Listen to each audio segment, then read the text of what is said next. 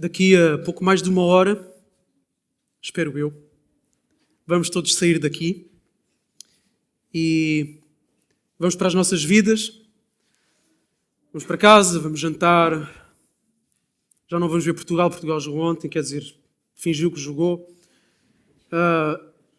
Acordamos amanhã, preparamos, saímos de casa, vamos para as nossas vidas, iniciaremos uma nova semana de trabalho para aqueles que trabalham, uma nova semana de vida familiar, relações sociais, gestão do dinheiro, entretenimento, etc. Começa uma nova semana, começa a vida como nós todos a conhecemos. Daqui a uma hora vamos sair daqui e vamos para a nossa vida fora daqui. Agora, há uma coisa que é muito importante que nós temos que entender, é que eu sei que todos sabemos disto na teoria. O problema é que na prática nem sempre acompanha com aquilo que nós sabemos, que é a nossa vida cristã vai além de quando nós nos reunimos na igreja, ou como igreja. Vai além do momento que nós separamos diariamente para abrir a Bíblia, fazer o nosso devocional, as nossas orações. Vai além do momento de culto doméstico que nós fazemos com o nosso cônjuge, ou com os nossos filhos, ou com aqueles que moram connosco em casa. Vai além.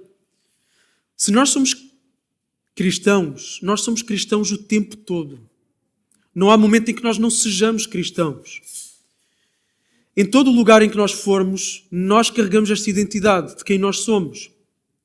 Nós carregamos a nossa visão de vida moldada pela Bíblia, que se deve refletir em todas as decisões que nós tomamos, todas as reações que nós temos a circunstâncias que nos interpelam, ações que nós tomamos de iniciativa, relacionamentos que nós vamos tendo desde as várias ordens, desde com o vizinho, com o condomínio, com o colega de trabalho, com o cônjuge. Então, a nossa forma de ver a vida e de nos relacionarmos com ela deve refletir esta nossa identidade de nós sermos cristãos. Agora, será que de facto é isso que acontece? E a questão não é apenas se nós tentamos viver melhor. Podemos dizer, ok, eu estou-me a esforçar para viver melhor. A questão é mais profunda do que essa. A questão é quem nós somos de facto, é a nossa identidade. Porque se nós nos afirmamos como cristãos, nós estamos a afirmar que nós estamos unidos a Cristo. Porque é isso que ser cristão significa. É estar unido a Cristo. Ok? E se estamos unidos a Cristo, então o seu Espírito habita em nós. Nós somos um com Cristo, estamos unidos a Ele. E esse Espírito de Cristo que está em nós tem que necessariamente produzir uma nova vida, uma vida que é de acordo com a de Cristo. E é isso que João diz na sua primeira carta, que o Bruno já terminou. Ele diz assim no capítulo 3, versículos 9 e 10. Aquele que é nascido de Deus não peca habitualmente, pois a semente de Deus permanece nele. E ele não pode continuar no pecado, neste sentido de permanência, porque ele é nascido de Deus. Os filhos de Deus e os filhos do diabo, o contraste, manifestam-se assim. Ou seja, percebe-se que é assim, um ou outro. Quem não pratica a justiça não é de Deus. Quem não ama o seu irmão, nem quem não ama o seu irmão. Ok? Então, quem tem esta semente da nova vida, naturalmente terá uma nova vida. Se somos de facto filhos de Deus, então viveremos uma vida prática de justiça em tudo o que fizermos e em todos os lugares em que nós estivermos. E eu sei que todos nós, ou a esmagadora maioria de nós, estamos já tempo suficiente nisto para saber que é assim. Todos nós sabemos isto. Claro que sim, a vida cristã tem que ser prática, tem que ser no dia a dia. Todos nós sabemos isto. Nós temos estado em Êxodo, ok? E estamos no capítulo 22. E temos estado numa secção, depois de Deus ter libertado o povo da opressão egípcia, ter conduzido o povo milagrosamente a atravessar o mar, ter alimentado o povo milagrosamente no deserto através do maná, ter manifestado a sua glória, a sua graça, a sua paciência diante das murmurações, dos descontentamentos, Deus revela-se no Sinai de uma forma majestosa, gloriosa, barulhenta, visível, aterradora, assustadora, e Ele dá a sua lei, dá os 10 mandamentos. Vimos os 10 mandamentos um a um. Mas não para aí. Depois entra naquilo que é chamado o livro da lei, que é assim denominado no capítulo 24. E nesse livro da lei nós encontramos aquilo que já vimos, as leis casuísticas. Pensem em casuísticas, pensem em casos. ou seja, leis para determinados casos, para situações concretas do dia a dia. E a formulação comum das leis casuísticas é: se isto acontecer, então façam assim. Se alguém agir desta forma, então deve-lhe acontecer isto, ok? Se, então, condicionantes, ou numa determinada situação, ajam desta forma ou daquela forma, ok? Leis casuísticas, leis aplicadas para cada caso. E aquilo que está por trás da aplicação específica destas leis para cada caso são os princípios da ética da moral divina que Deus deu nos seus mandamentos e que refletem o seu próprio caráter, ok? Nós hoje não vivemos mais naquela época e naquela cultura. É uma época e uma cultura muito distante de nós. Tanto que há leis aqui que nós vamos achar completamente estranhas e esquisitas. Por exemplo, vai dizer para nós não comermos o cabrito que foi cozido no leite da sua mãe.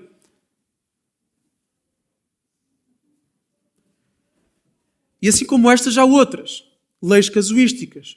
No entanto, existem princípios que estão por trás na aplicação social naquela época, naquela cultura, e esses princípios são princípios que nós podemos encontrar refletidos em todas as Escrituras, que constituem o padrão daquilo que Deus espera do seu povo, no seu relacionamento com Ele e uns com os outros. Então, como cristãos, a nossa velha natureza foi crucificada, ok? Morreu, está morta, a velha natureza está morta, ok? O que é que nós fomos feitos? Paulo vai dizer que nós fomos feitos o quê? Novas criaturas, nova criação. Tudo o que era velho, pretérito, perfeito. Passou. Não é está a passar. Não é o gerúndio, está passando. É pretérito perfeito, uma ação realizada, acontecida. Ok? Passou. Acabou. A velha natureza morreu. Temos uma nova natureza. Mas então porquê que ainda há pecado em nós? Por causa dos impulsos do pecado, da velha natureza, do velho homem em nós. Mas a velha natureza já foi crucificada. Ok? Então nós fomos feitos novas criaturas e somos chamados a viver em santidade. E essa nova natureza deve refletir uma obediência à lei moral de Deus. Que, como nós vamos ver, tem ramificações para todas as áreas da vida. Então vamos olhar para várias áreas da vida do povo de Israel, que nos são algumas muito estranhas, mas vamos tentar perceber que princípios é que estão por trás para aplicarmos também a diferentes áreas da nossa vida. Então, prepare-se para uma viagem com 8 pontos. Versículo 16 do capítulo 22 até ao versículo 19 do capítulo 23. Êxodo 22, 16 a 23, 19. Cá vamos. Se alguém seduzir uma virgem, ainda não comprometida ou não desposada, e deitar-se com ela, terá de pagar pelo dote e tomá-la e torná-la sua mulher. Mas se o pai dela recusar-se terminantemente em entregá-la, o homem pagará em prata o valor do dote das virgens. Não permitirás que uma feiticeira viva. Todo aquele que tiver relações sexuais com um animal, certamente, será morto. Quem sacrificar a qualquer outro Deus e não somente ao Senhor, será morto. Não maltratarás o estrangeiro, não o oprimirás, pois foste estrangeiro na terra do Egito. Não tratarás mal nenhuma viúva nem órfão. Se de algum modo os tratastes mal e eles clamarem a mim, eu certamente ouvirei o seu clamor, e a minha ira se acenderá, e vos matarei ao fio da espada. As vossas mulheres ficarão viúvas e os vossos filhos órfãos. Se emprestares dinheiro a alguém do meu povo, ao pobre que vive perto de ti, não agirás com ele como credor, cobrando juros. Se tomares como penhor o manto do teu próximo, tu restituirás a ele antes do pôr do sol, pois é a única coberta que tem, é a roupa do seu corpo, em que ele se deitaria. Portanto, quando clamar a mim, eu o ouvirei, pois sou misericordioso. Não dirás maldição contra os juízes, nem amaldiçoarás o líder do teu povo. Não adiarás a entrega das ofertas da tua colheita e do teu lagar. Dedicarás a mim o primogênito dos teus filhos. E assim farás com os teus bois e com as tuas ovelhas. A cria ficará com a mãe 7 dias. No 8º dia tu entregarás a mim. Sede homens santos para comigo. Portanto, não comais carne de animal despedaçado por feras no campo. Ela será julgada aos cães. Capítulo 23, versículo 1. Não espalharás falsos boatos, nem farás acordo com o ímpio para seres testemunha injusta. Não te juntarás à maioria para fazer o mal, nem darás testemunho em juízo que perverta a justiça para acompanhar a maioria, nem mesmo para favorecer o pobre na sua causa. Se encontrares desgarrado o boi do teu inimigo ou o seu jumento, certamente o levarás de volta para ele. Se vires o jumento de alguém que te odeia caído debaixo de carga, não o deixarás ali, certamente o ajudarás a levantá-lo. Não perverterás o direito do pobre na sua causa. Cuidado para não fazeres falsas acusações. Não matarás o inocente e o justo, pois não justificarei o ímpio. Não aceitarás suborno, porque o suborno segue os que têm vista e perverte as palavras dos justos. Não oprimirás o estrangeiro, pois sabeis como ele se sente, uma vez que foste estrangeiro na terra do Egito. Semearás a tua terra e recolherás os seus frutos durante 6 anos. Mas no 7º ano a deixarás descansando e sem cultivo, para que os pobres do teu povo possam comer, e os animais do campo comam do que sobrar. Assim farás com a tua vinha e com o teu olival.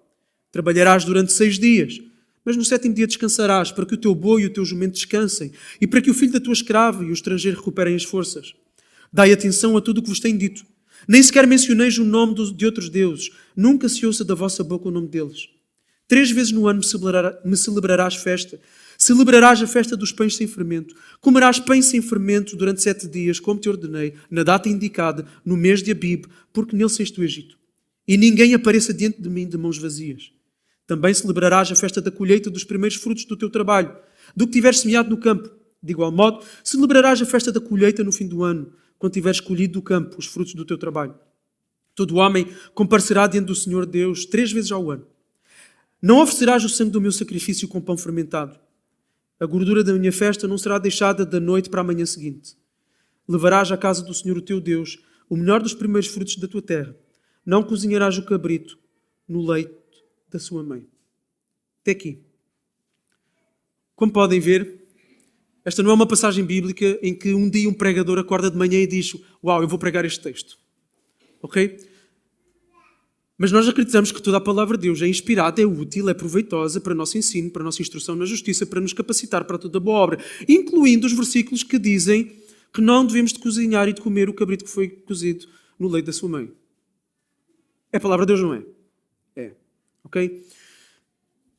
Nos versículos que nós acabamos de ler, o escritor trata de várias esferas da vida da comunidade de Israel. Faz lembrar Provérbios. Para quem já leu o livro de Provérbios, até há capítulos que mais ou menos têm ali uma organização e percebe-se ali um tema dentro daquele capítulo de Provérbios.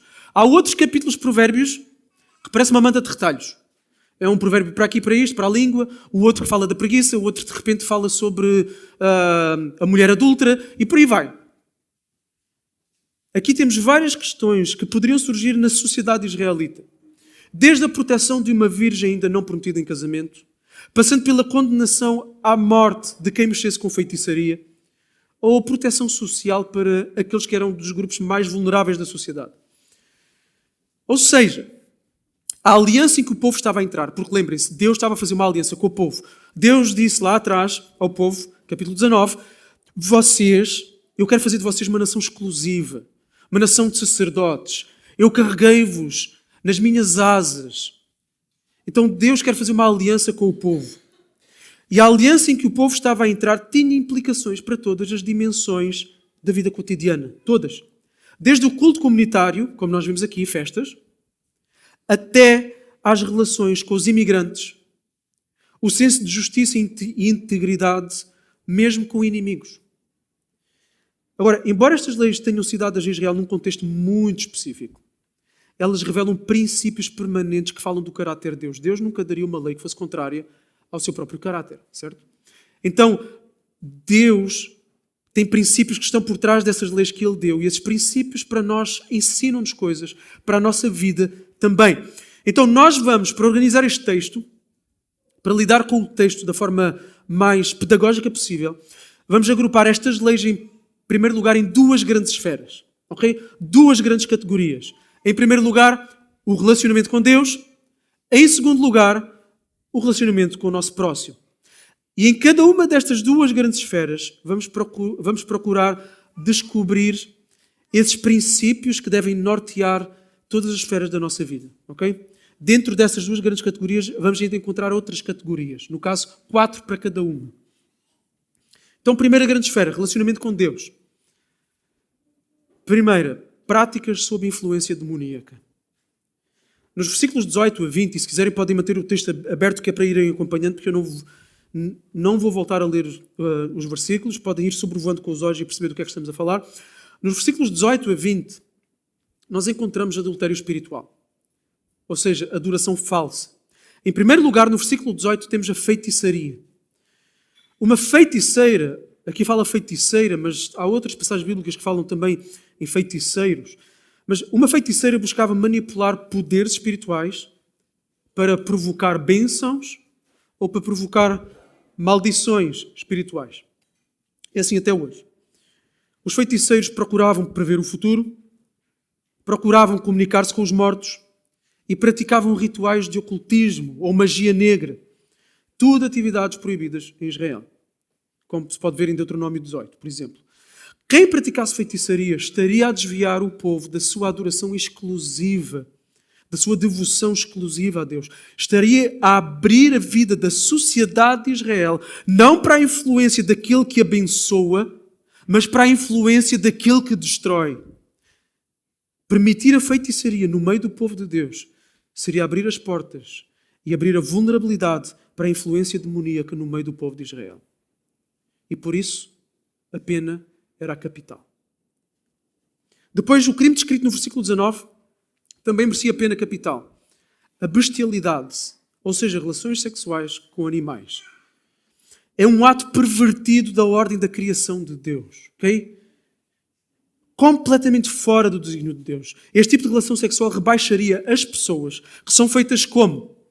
À imagem de Deus. São o clímax da criação de Deus. Rebaixaria as pessoas a meros animais. E além deste aspecto de perversão da criação, a bestialidade era naquela época, em alguns lugares, parte de ritual de adoração pagã. Basta nos lembrarmos, por exemplo, dos deuses egípcios. Muitos deles eram desenhados e eram associados ao quê? A animais. Então, nas culturas pagãs, uma forma de haver a união aos deuses era através da união sexual com animais, porque os animais que representavam esses mesmos deuses. No versículo, então estão a ver também, é algo demoníaco. Versículo 20. Um crime também punido de forma capital, o da idolatria. Ou seja, oferecer sacrifícios a outros deuses. Depois, mais à frente, no capítulo 23, versículo 13, que nós lemos também, vai além e diz que os nomes de outros deuses nem sequer deviam ser mencionados no meio do povo de Deus, no sentido de serem invocados e de serem adorados. A feitiçaria procurava manipular circunstâncias através de poderes espirituais. A bestialidade invertia a ordem divina da criação e podia estar associada a práticas pagãs. A idolatria prestava culto a falsos deuses. Ou seja, todas elas envolvem poderes espirituais ocultos, demoníacos. Uma distorção perversa da criação. Adoração a falsos deuses. Eram práticas, todas elas sob influência demoníaca, que desviavam o povo da sua devoção exclusiva a Deus. Ou seja, em vez de estar em aliança com o Deus da salvação, o povo estaria em aliança com o reino das trevas. O povo de Deus não pode ter comunhão com Ele e ter comunhão com as trevas ao mesmo tempo. Apocalipse 21:8 afirma de forma categórica que aqueles que praticam a feitiçaria e não se arrependem, aguarda-lhes o lago de enxofre. O apóstolo Paulo também advertiu, vejam, os cristãos, os crentes de uma determinada igreja, da igreja de Corinto, é para os crentes que ele diz. Ele diz para eles não participarem de práticas pagãs. E vejam o que é que ele diz, 1 Coríntios 10, 18 a 21. Será que estou dizendo que aquilo que é sacrificado ao ídolo é alguma coisa? Ou que o ídolo é alguma coisa? Não. Antes digo que as coisas que eles sacrificam, eles estão a sacrificá-las a demónios e não a Deus. E eu não quero que vocês tenham comunhão com os demónios. Não podem beber do cálice do Senhor na ceia, na vida da igreja, no domingo, e do cálice dos demónios, nas práticas pagãs.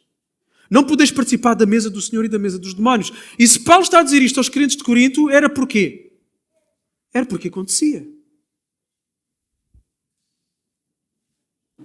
Mas nós hoje não há isso. A sociedade à nossa volta está repleta de práticas que aparentemente parecem inofensivas ou até divertidas, mas que são formas modernas de ocultismo. E o cristão deve se manter longe delas. Desde jogos que crianças e jovens podem fazer de invocarem espíritos. Não sei se continua nestas gerações, mas na minha época havia um jogo que era o jogo do copo, em que se invocava o espírito para o copo sozinho na mesa, mexer de um lado para o outro. ou a consulta da astrologia, ou de horóscopos para tomar de decisões, ou só por uma... Não, isto é só uma curiosidade. Ou práticas de meditação de origem religiosa que envolvam repetições de mantras para entrar num estado de energia X. Ok? Então isto está presente na nossa sociedade. É incentivado na nossa sociedade. Além disso, um dos problemas recorrentes ao longo da história da Igreja tem sido o sincretismo, ou seja, misturar coisas. Misturar práticas religiosas estranhas às Escrituras com a fé cristã. Foi isso que aconteceu, por exemplo, com o catolicismo romano. Um exemplo disso é a invocação de pessoas já falecidas, que já morreram, para lhes pedir ajuda para alterar circunstâncias. A oração aos santos não é oração a falecidos. A Bíblia ensina que existe só um mediador entre Deus e os homens. Jesus Cristo, 1 Timóteo 2,5. A Bíblia nunca incentiva os crentes a dirigirem as suas orações a mortos, mesmo que tenham tido a vida cristã mais exemplar de toda a história da Igreja. Pelo contrário, a Bíblia proíbe taxativamente. E há tanta gente que está espiritualmente perdida nessa cegueira demoníaca. É demoníaco. Não é uma coisa neutra. É demoníaco. É invocação a mortos.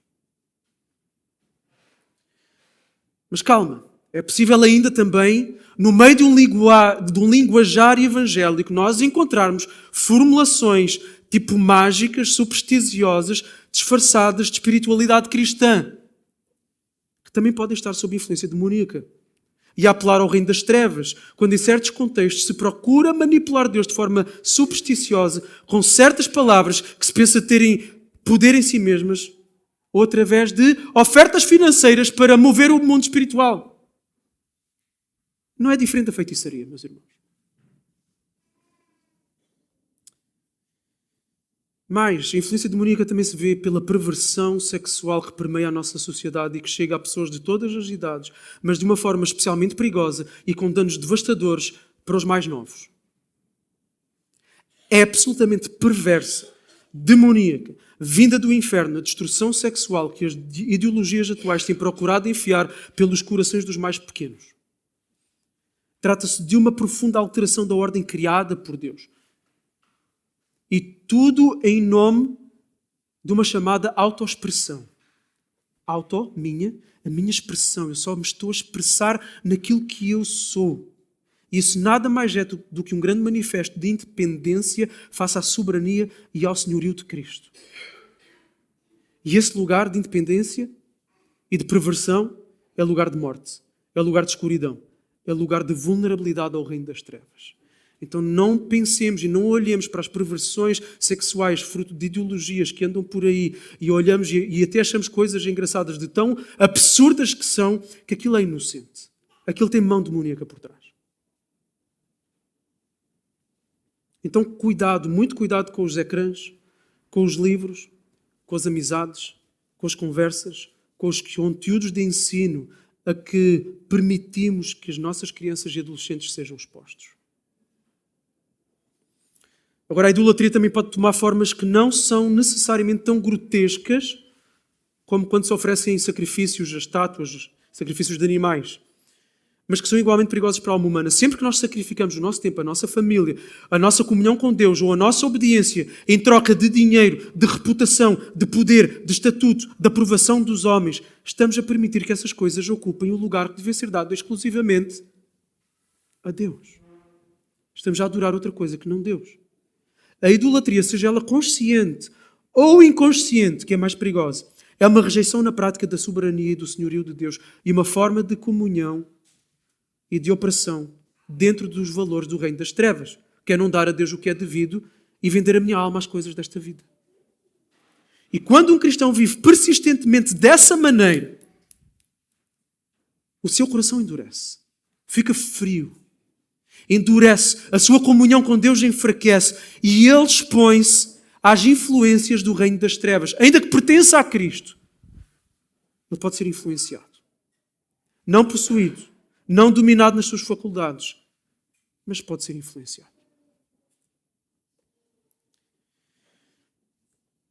Segundo grupo dentro do relacionamento com Deus, vida de oferta generosa.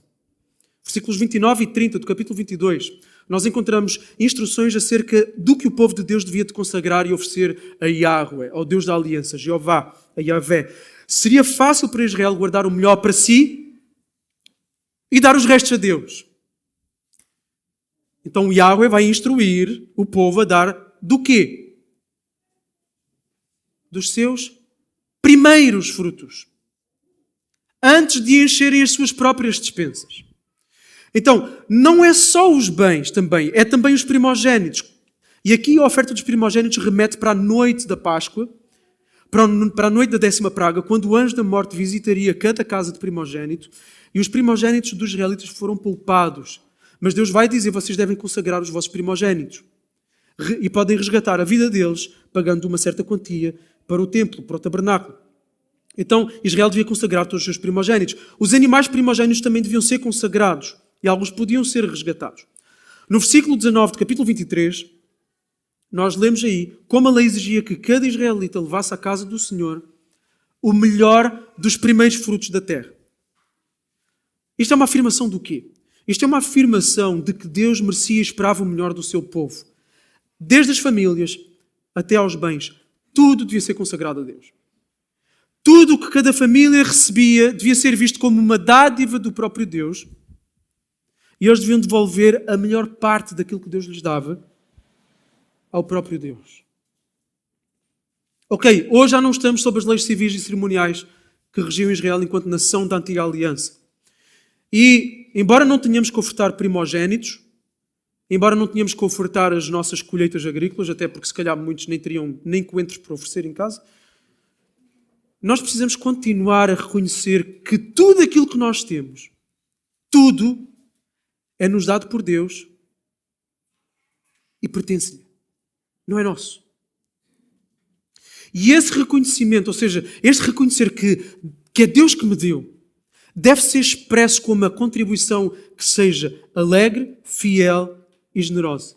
Texto conhecidíssimo do apóstolo Paulo. Cada um contribua de acordo com o que decidiu no coração, não com tristeza, nem por constrangimento, porque Deus ama a quem contribui com alegria.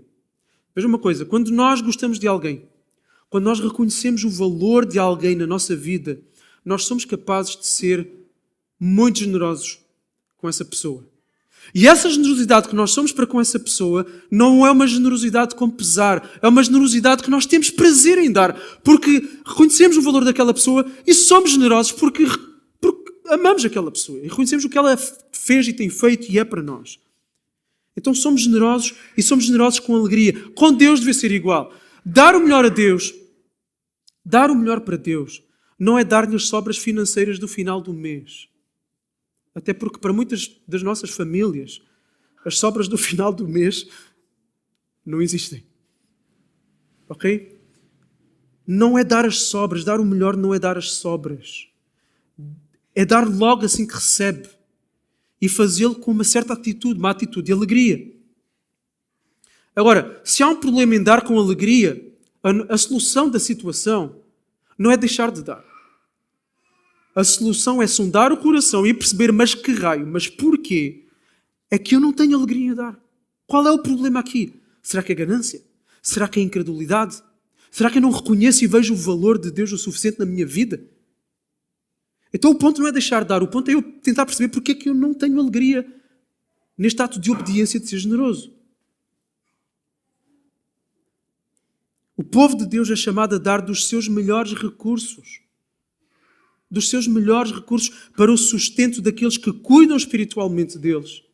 Para o cuidado dos necessitados no seio da sua comunidade e para a plantação e estabelecimento de igrejas saudáveis onde novos discípulos possam ser feitos. Os recursos financeiros que são ofertados são para estes 3 fins. Ok? 3 fins. Sustentar aqueles que se separam para o ministério, suprir necessidades que haja no seio da igreja de pessoas mais carenciadas e plantar igrejas saudáveis. Para que novos discípulos possam ser feitos, ou seja, missões locais ou internacionais. Então devemos dar os nossos melhores recursos a Deus através de ofertas generosas, de ofertas regulares, de ofertas fiéis e de ofertas alegres. Deus quer-nos por inteiro. E cantamos, dou-te o meu coração, e todo o meu ser, e todo o meu respirar. E tudo isso é bonito, mas tem que ser prático. No mundo caído, que é dominado pelo amor ao dinheiro, a conversão das nossas carteiras é uma expressão visível da conversão do nosso coração. Deus quer toda a nossa vida, por inteiro. Ele comprou-nos pelo sangue de Cristo. Nós devemos tudo a Ele. E vejam, não é só o dinheiro, é o tempo, é a nossa melhor energia. As mais elevadas afeições não são para a seleção portuguesa que joga. As nossas mais elevadas afeições devem ser para com Deus. As prioridades da nossa família para com Deus. Os nossos recursos para com Deus. Toda a nossa vida. O melhor para Deus. Terceiro aspecto dentro desta categoria do relacionamento com Deus. Santidade para com Deus. No versículo 31 nós lemos Deus a pedir ao povo para que fossem santos para com Ele. Ou seja, que fossem separados. É isto que santo significa. Ser separado, ser consagrado para um fim. Eles deviam ser diferentes de todas as outras nações. Ok? E o versículo vai continuar com uma conjunção conclusiva. Ele vai dizer, portanto. Ou seja, vai dizer como é que neste caso especificamente se mostra que eles são diferentes das outras nações. Como? No caso, não podiam comer carne de um animal despedaçado por animais do campo. Carne de animal morto por outro animal era considerada física e cerimonialmente impura. E quem comesse dessa carne ficaria cerimonialmente impuro também. Mas, cá está o tal versículo, os israelitas também não podiam cozinhar o cabrito no leite da sua mãe. Porquê? Duas razões. Uma, é uma inversão da ordem da criação. O leite da mãe é para quê? É para dar vida, é para alimentar, não é para matar a sua cria. Além disso, é possível também que cozinhar um cabrito no leite da sua mãe estivesse associado a práticas religiosas cananeias. Isto reforça ainda mais a necessidade de Israel se distinguir, se separar das práticas dos povos vizinhos. Agora, o que é que estas leis têm em comum? Não comer um animal despedaçado e não comer o cabrito cozinhado no leite da sua mãe. O povo de Deus devia ser separado para Ele. Distinto das nações à sua volta. Exclusivo para Deus. E não é assim que o povo de Deus hoje em dia deve continuar a viver também? A nossa identidade como povo eleito de Deus deve nos separar da forma pecaminosa como este mundo vive.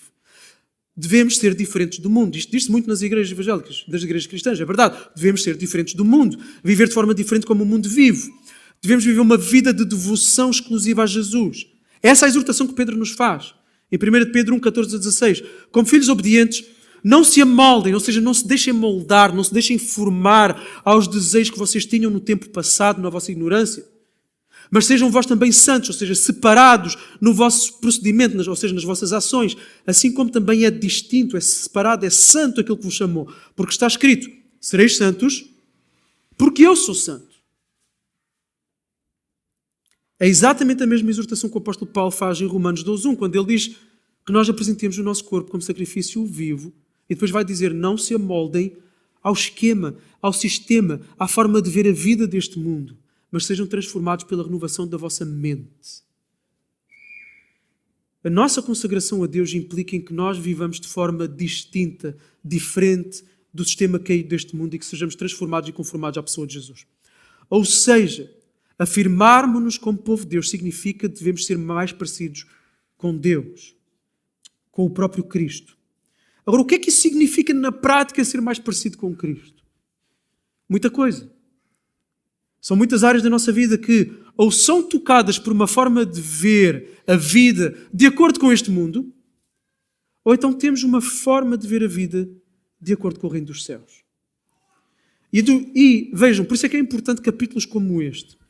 Os princípios das leis, como aqueles que estamos a ver nestes versículos de hoje, mostram-nos com o que é que se deve parecer o povo de Deus. Mostram-nos o que é a forma de ver a vida de acordo com o caráter de Deus, nas várias áreas da vida. Então, neste ponto para já, devemos guardar muito clara a ideia de que devemos ser santos, devemos ser separados para com Deus, devemos desejar, lutar para sermos puros, consagrados, dedicados a Deus. Pergunta, é isso que tu queres mesmo? Responde o teu coração diante de Deus. Tu queres ser santo mesmo? Ou queres fazer como todos fazem à tua volta? Tu queres pertencer de forma exclusiva a Deus? Ou queres pertencer à forma de ver das pessoas à nossa volta? Desejas ser mais parecido com Cristo? Porque se estamos em Cristo, esse desejo tem que estar presente em nós. Quarto, dentro desta categoria do nosso relacionamento com Deus, adoração comunitária. Então vejam aí, versículos 14 a 17 do capítulo 23. O que é que encontramos? Encontramos Deus a exigir ao povo, mais especificamente, a exigir aos homens, porque era mais difícil para as mulheres e crianças se deslocarem, de comparecerem diante dele pelo menos 3 vezes ao ano para 3 festas de adoração comunitária. Qual é a primeira festa? Está relacionada com a da Páscoa, a festa dos pães sem fermento, em abril. A segunda, 50 dias depois, a festa das colheitas, que mais tarde passa a ser chamada de Pentecostes. Porquê? Porque acontece 50 dias depois. Ou seja, acontecia ali no final de maio ou início de junho. E a terceira festa, a festa da colheita, ou a festa das tendas, em outubro. O que é que Deus está aqui a fazer com Israel? Deus está a criar ritmos. Okay? Ritmos para o povo. Primeiro, devem ter um ritmo semanal. E por isso a Bíblia fala aí também do sábado, no texto que nós lemos. Devem separar semanalmente o sábado para pararem o seu trabalho e irem adorar a Deus, como nós vemos no versículo 12 do capítulo 23. Ao mesmo tempo, também deviam separar certos momentos do ano para adorarem a Deus através de festas especiais. E esses ritmos serviam para o povo parar tudo e reconhecer e celebrar a glória de Deus e as dádivas de Deus. Agora, Deus não só lhes diz quando é que eles têm que se reunir e celebrá-lo, as festas, mas Deus também diz, Deus dá indicações dos cuidados rituais que eles deviam ter, como vemos aí no versículo 18. Não deviam de oferecer o sangue do sacrifício com pão fermentado, nem deviam deixar a gordura da noite para a manhã seguinte. Que sacrifício é este? E o pão fermentado é o quê? Isto leva-nos para os capítulos atrás. O sacrifício aqui refere-se ao cordeiro pascal. O que é que Moisés indica às famílias israelitas que eles não podiam ter em casa e deviam de varrer as casas, porque não podia mesmo haver em casa de forma nenhuma? Fermento. Ok? Não devia de haver fermento. Então, há indicação aqui ritual de como é que eles deviam adorar a Deus. Essas instruções tinham sido dadas no capítulo 12, então, já quando foi a chegada da 10ª praga. Então, o povo de Deus é chamado a se reunir e recebe indicações do que é que deve fazer ou não fazer quando se reúne. Hoje, o povo de Deus continua a ser chamado para se reunir e para adorar a Deus. Desde os primeiros tempos da igreja, o povo de Deus passou a reunir-se no primeiro dia da semana. O dia da ressurreição de Cristo. A igreja passou a separar o domingo para celebrar e reconhecer a glória e as dádivas de Deus. Já não oferecemos sacrifícios de cordeiros. Porquê? Porque o cordeiro definitivo já veio. Esses cordeiros apontavam para o sacrifício de Jesus, que se ofereceu de uma vez por todas para morrer pelos nossos pecados. E quem rendeu a sua vida a Cristo recebeu uma nova natureza. Por causa dessa nova natureza, vai desejar, vai ansiar reunir-se com o povo de Deus para cultuar a Deus. E quando o povo de Deus se junta para cultuar a Deus, recebe a indicação do que é que deve fazer no culto. E o quê? O que é que deve fazer? Ler a palavra, explicar a palavra, orar, cantar e celebrar o batismo e a ceia. Foi assim que Deus disse que nós devemos cultuá-lo. E, meus irmãos, esta é uma das principais formas que nós nos distinguimos do mundo, que nós nos mostramos como separados. Lembrem-se antes, sejam santos, esta é uma das áreas que nós mostramos que somos diferentes do mundo. É nós sermos capazes de deixar de viver a nossa vida centrada em nós próprios e passarmos a ter um ritmo em que nós orbitamos a nossa vida em torno do culto, da celebração a Deus, junto com os nossos irmãos e as nossas irmãs. O resto do mundo não faz isso. O resto do mundo orbita em torno de si mesmo. Trabalha e procura viver só em torno de si mesmo. Nós paramos tudo e orbitamos em torno de Deus e daquilo que Ele fez por nós. Então, reunirmos como igreja não é acessório da vida cristã. Reunirmos como igreja é o pulsar da vida que quer de facto ser consagrada para Deus. Vamos à segunda categoria, à segunda grande esfera dos relacionamentos com o nosso próximo. De como é que podemos ser santos neste mundo e distintos dos outros.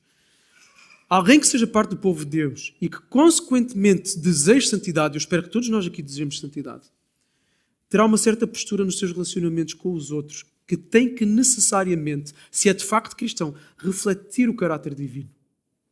Ou seja, a santidade tem de ser visível na vida privada, mas também na vida social. Toda a vida é vivida dentro de Deus. Não existe uma dicotomia entre a minha vida, eu e Deus, e a vida lá fora. Essa dicotomia não existe, toda a vida é vivida dentro de Deus. Primeiro aspecto, pureza sexual. A primeira lei da nossa passagem, versículos 16 e 17, aborda o sexo antes do casamento.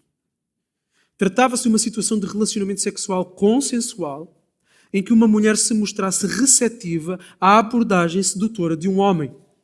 E quando uma situação assim acontecesse, o que é que deveria de se seguir? O homem devia de assumir a responsabilidade dos seus atos. E fazer o quê? Pagar o dote dela e casar com ela. Esta era uma lei que visava fazer o quê? Proteger a mulher. Sempre havia, sempre houve, sempre há e haverá até Jesus voltar homens que procuram aproveitar-se de jovens mulheres. Contudo, o relacionamento sexual não podia ser vivido longe do compromisso das responsabilidades inseridas dentro do pacto do matrimónio. Por isso, se um homem seduzisse uma mulher, se um homem tivesse intenções de seduzir uma mulher, ele sabia que ele poderia ser obrigado a assumir a responsabilidade de vida.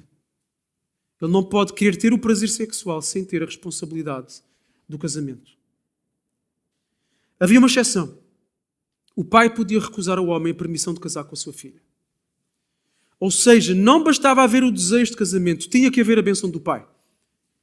E isto podia também proteger a mulher de se enredar num casamento com um homem mal intencionado e de mau caráter. Mas aí alguns podiam ser espertos. Então eu vou atrás aqui desta e daquela, porque no fim o pai dela até me pode despachar e estou safo. Ok? Mas se o pai se recusasse a dar a filha em casamento a este homem, o que é que ele tinha que fazer na mesma? Pagar o dote do casamento. E o dote do casamento não era tipo uns troquinhos. Okay? Era muito. E dessa forma, o valor que se recebesse do dote poderia ser a forma de sustento que aquela mulher poderia vir a ter. Porque pelo facto dela ter estado com um homem interior, poderia ser que outros homens não quisessem estar com ela. Este princípio está enraizado na própria criação, em que Deus institui o casamento como uma aliança entre um homem e uma mulher. E é só nesse contexto pactual que um homem e uma mulher se podem relacionar sexualmente. Porque quando um e o outro se relacionam sexualmente, o que é que acontece com eles? Segundo Gênesis, tornam-se uma só carne. Okay? E na época do povo de Israel no Sinai, lá atrás, e hoje também, muitos querem o prazer do relacionamento sexual sem as responsabilidades do pacto do matrimónio. É verdade ou mentira? É assim o mundo à nossa volta. Tanto que jovens gozam com outros jovens se eles ainda são virgens. Agora, os homens que são parte do povo de Deus, porque aqui o foco da responsabilidade está a pender principalmente para os homens no texto, então respeitando o sentido do texto, os homens que são parte do povo de Deus não podem ser escravos de desejos sexuais. Os desejos sexuais dos homens e também das mulheres, por aquilo que a Escritura nos ensina noutros lugares, podem e devem ser satisfeitos. É uma dádiva, é uma bênção. Mas onde? Dentro do contexto da aliança do casamento. E namoro não é casamento. Noivado não é casamento. O casamento é o casamento. Por isso, um homem que se afirme como filho de Deus não deve tratar as mulheres como objetos da sua satisfação sexual, mas deve tratá-las com maior honra, com maior estima, com maior amor, fidelidade, exclusividade, assumindo votos de cuidado e de serviço para com ela diante de Deus e diante de testemunhas. Nós vivemos numa cultura que constantemente apela à satisfação dos impulsos sexuais de forma irresponsável e apelando à infidelidade. Os apelos estão por todo o lado, desde os ecrãs de smartphone, aos filmes, séries, publicidades na rua, formas de estar e de vestir de pessoas com quem nos cruzamos na rua. Ao mesmo tempo, a imoralidade sexual é um buraco negro, pode ser um buraco negro que pode levar a perturbações altamente perturbadoras, porque pode se tornar uma espiral descendente. Como este mesmo texto descreve uma situação extrema que a lei proibia, a bestialidade. É uma perversidade. Fora de uma vivência saudável da vida sexual, alguém que se entrega ao pecado sexual habilita-se a ser levado pela mão, escravizado, a um poço sem fundo. Além do dinheiro, uma das principais tentações e por isso uma das principais evidências de um coração que se converte é nós vivermos, como cristãos, uma luta de verdade pela pureza dos nossos olhos, pela pureza das nossas mentes e pela pureza dos nossos corpos na área sexual. Segundo, aspecto dentro da esfera do relacionamento pessoal. Compaixão. Nós encontramos aqui várias leis que deviam ditar a forma da sociedade israelita lidar com grupos vulneráveis. Ouvimos os estrangeiros, a viúva, o órfão, os pobres e os escravos. Estes eram grupos que dificilmente conseguiriam lutar pelos seus próprios direitos. Facilmente eram pessoas que se podia tomar vantagem a partir delas. O povo de Deus não podia ser o mesmo. Não podia agir dessa forma. O povo de Deus não devia maltratar o estrangeiro, ou seja, o imigrante, nem oprimi-lo. Capítulo 22, versículo 21, capítulo 23, versículo 29. E eles receberam uma razão teológica e uma razão histórica muito forte para não agirem com maldade para com os imigrantes. Qual é a razão? Eles mesmos foram imigrantes. Maltratados. Então não maltratem. As viúvas e os órfãos também não deviam ser oprimidos pela sociedade hebraica. E vejam aqui como Deus se coloca como protetor dos órfãos e das viúvas. O que é que ele diz? Ele diz, se vocês maltratarem, a minha ira vem sobre vocês e vai passar a haver viúvas e órfãos no vosso meio. Como? Deus manda a guerra. Na guerra, homens morrem, maridos morrem, pais morrem. Ficam viúvas, ficam órfãos. É isso que Deus está a dizer. Deus está-se a colocar do lado do órfão e da viúva.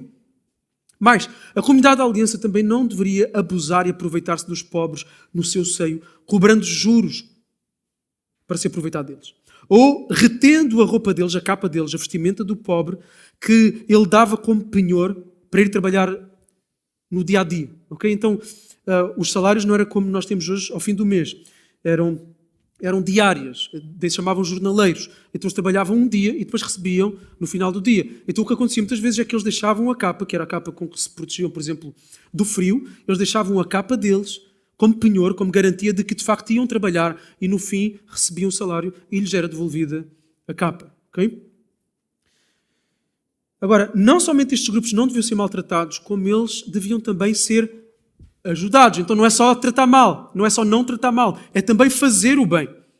E a lei, nesse caso, estabelecia que as terras descansassem no 7º ano. Isto tem razões que têm a ver com a própria terra, mas aqui a ênfase neste texto específico é colocado no sentido de que a terra vai produzir, porque ela foi semeada antes, mas agora ela vai produzir aquilo que ela produzir sozinha, as sobras dela, é para que os pobres comam, os animais comam e os estrangeiros comam.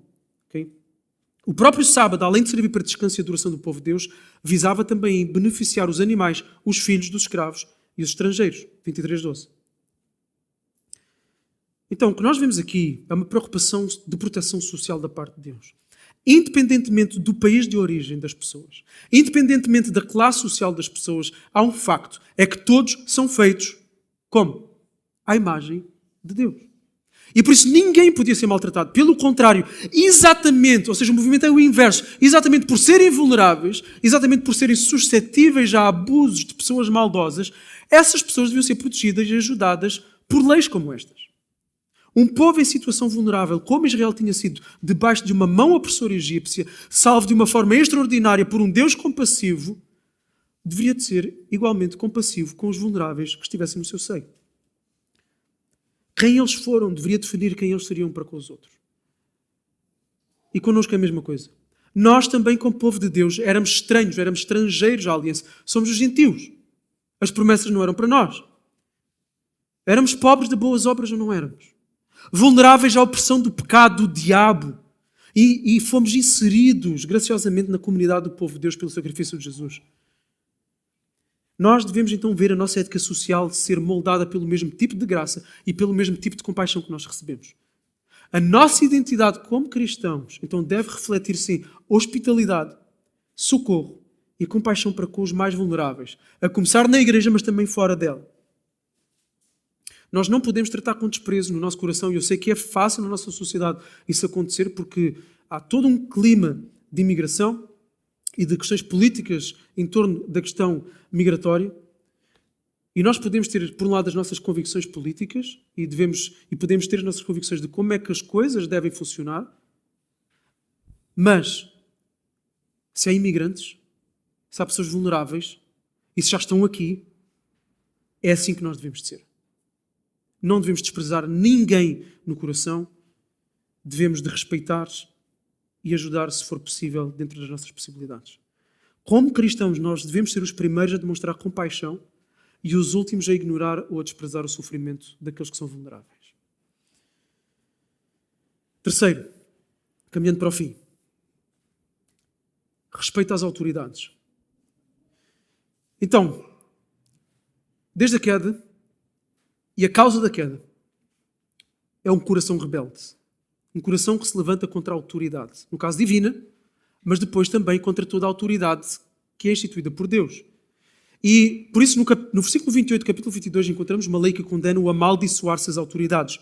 Em Israel, aqueles que exerciam a autoridade judicial ou a autoridade governativa não deviam ser tratados com desprezo ou com maldição verbal.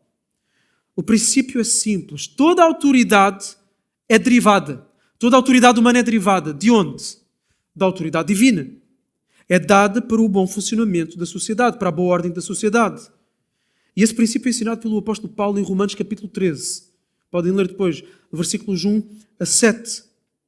Ok?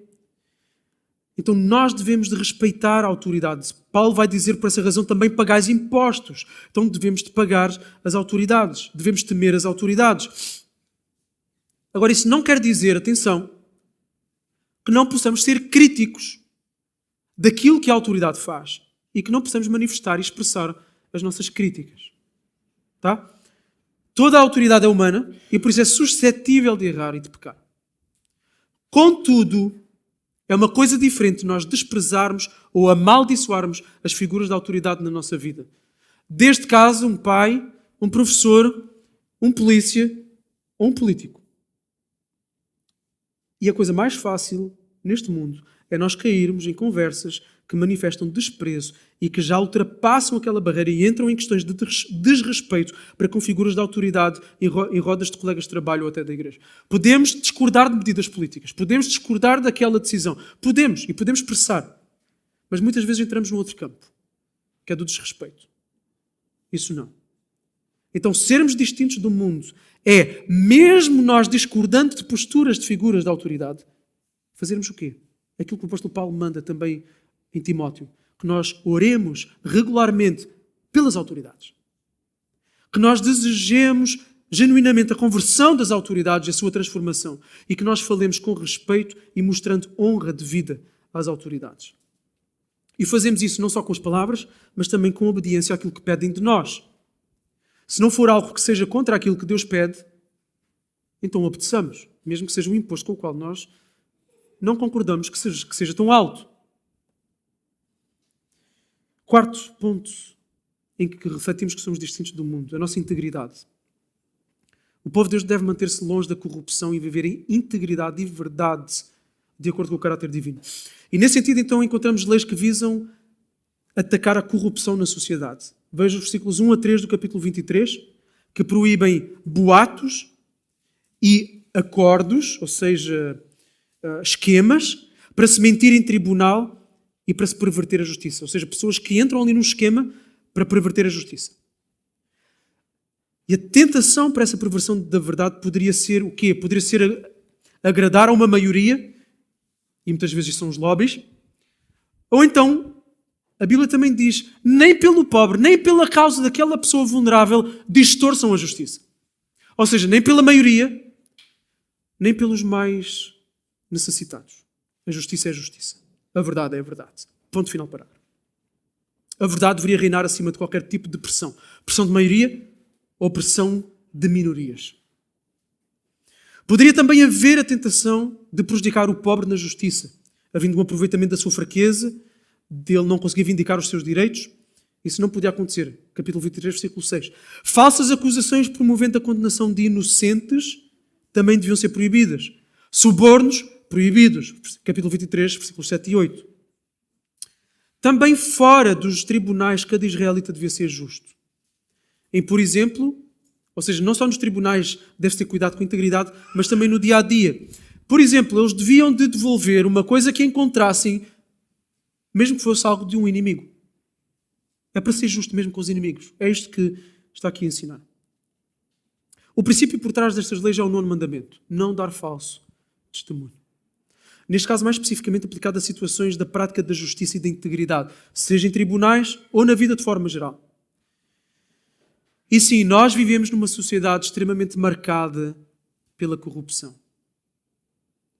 Desde os níveis mais baixos, às vezes é engraçado ouvir as pessoas, não é, criticarem a corrupção nos níveis lá mais elevados, não é?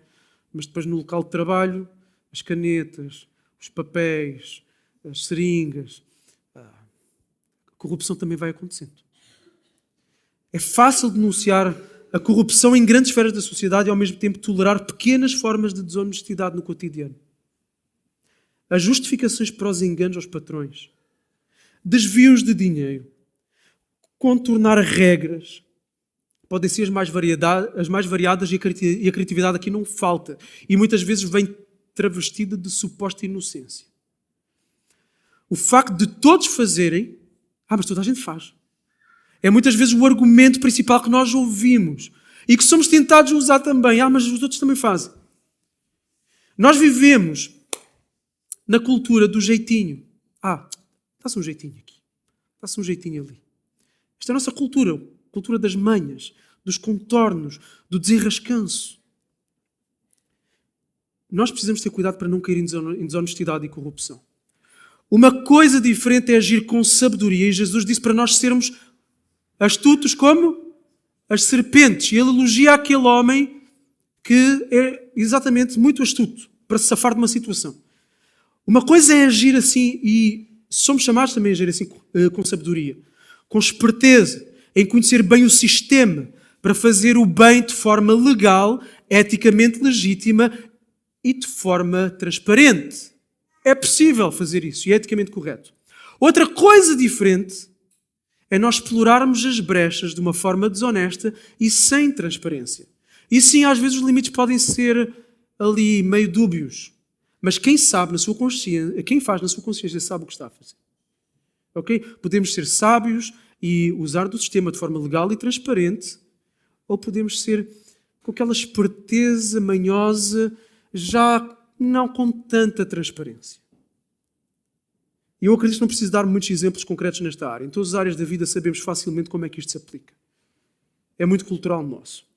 Desde as salas de aula aos impostos que devemos de pagar, ao ambiente profissional em que nós estamos, a corrupção está por todo o lado. Deus é verdadeiro. Nele não há trevas. Deus é luz. Deus é justo. Ele age com justiça, com integridade. Se nós dizemos que estamos na luz, então andemos como quem está na luz. É o que nos ensina João. Se nos afirmamos como filho de Deus, então devemos de refletir o caráter de Deus neste aspecto também. Sermos diferentes do mundo é nós vivermos em honestidade, integridade, mesmo quando todo o mundo à nossa volta vive o oposto. A mentira, a corrupção, seja na família, no trabalho, na igreja, nas amizades.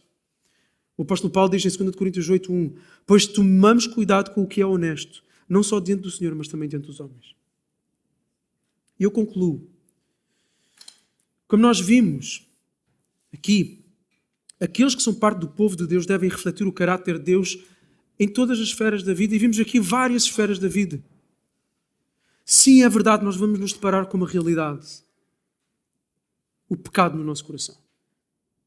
E por isso o pecado nas nossas escolhas. E por isso o pecado nas nossas ações. A primeira coisa que nós precisamos avaliar, todos nós aqui, é se a nossa injustiça, exatamente a nossa pecaminosidade, já foi coberta, já foi tapada pela perfeita justiça de Jesus. Para que diante de Deus não sejamos mais condenados, mas sejamos aceites por causa da justiça de Jesus.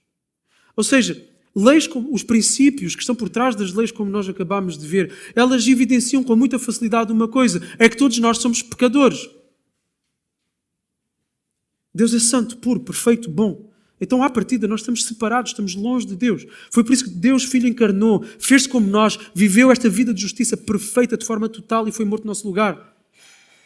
E ao crermos nele, em Jesus Cristo, na sua obra expiatória, que ele de facto nos cobre, nós não só somos perdoados dos nossos pecados, mas nós ganhamos uma nova natureza. Fomos unidos a Cristo. E por isso, se estamos unidos a Cristo, tem que haver frutos, tem que haver evidências dessa transformação. Na pureza sexual, na nossa vida de oferta generosa na comunidade,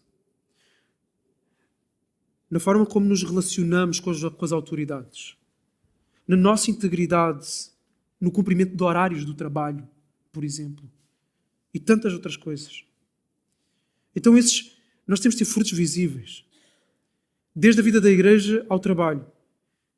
Reflete sobre estes 8 pontos. São tantos, eu já não me lembro de metade. Tudo bem. Eu posso enviar o manuscrito do sermão para o grupo do WhatsApp. Podem ir ouvir no YouTube outra vez. Ok? Podem submeter o manuscrito do WhatsApp na inteligência artificial e dizer resume os 8 pontos que o pastor ensinou aqui. E ali, em 3 parágrafos, fica ali tudo. E levam para casa. Ok? Se nós não formos intencionais a pensar nestas coisas de forma concreta, aplicando a situações específicas da nossa vida, vamos ter ouvido isto aqui, vamos ter abanado a cabeça a dizer que sim, mas depois, nada. Há trabalho de casa a ser feito. Há aplicar isto à nossa vida. No dia a dia, temos que ser intencionais. Vamos ter que pedir ajuda ao Espírito Santo, porque vamos nos deparar com uma luta interna dentro de nós. Vamos ter que procurar conselho de irmãos, porque às vezes não é tão fácil. Há situações que não temos clareza como agir dentro delas. Será que isto já é esta falta de integridade ou será que estou a ser íntegro? Eu vou perguntar a outras pessoas, porque na multidão dos conselhos está a sabedoria. Ok? Isto vai ser uma luta pela nossa entrega exclusiva ao Senhor da nossa salvação. Então, vida cristã, vida de santidade é muito prática. É extremamente prática. Lutemos para viver a nossa vida cristã em todas as esferas da vida. Vamos orar.